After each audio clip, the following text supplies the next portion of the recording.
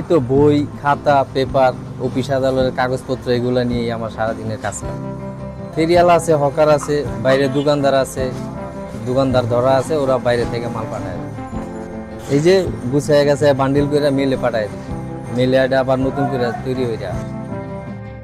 কিছু কিছু কাগজ আছে বিভিন্ন আইটেমের, এটা আপনার যেমন এরকম এই বোর্ডটা, এটা দিয়ে আপনার জুতার কার্টুনের যে বক্সটা হয় সেটা তৈরি করে। এরপরে আরেকটা আছে আপনার এই যে কাগজটা, এটা দিয়ে আপনার টিস্যু তৈরি করে। এরকম আরো অনেক কোয়ালিটির কাগজ আছে যেগুলোতে বিভিন্ন বিভিন্ন জিনিসের আইটেম তৈরি করে। কিনা বিক্রি করে মেল করে, মেল ঘর থেকে আবার ওরা ডাইরেক্ট মেলে পাঠায় দেয়। আমি প্রায় অনেক দিন ধরে কাজ করি, 25 বছর ধরে কাজ করতেছি।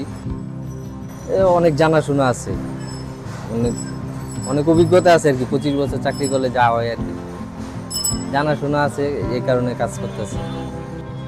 আমার ইচ্ছা ছিল অন্য কাজ করার, কিন্তু আব্বু দাদা অনেক সময় ধরে যুদ্ধের আগে থেকেই আমাদের এই লাইনের এই ব্যবসায়ী।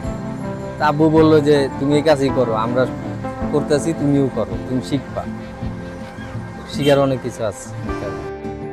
নতুন হিসাবে রাখলে দেখা যায় 6 মাস 1 বছর শিখতে হবে।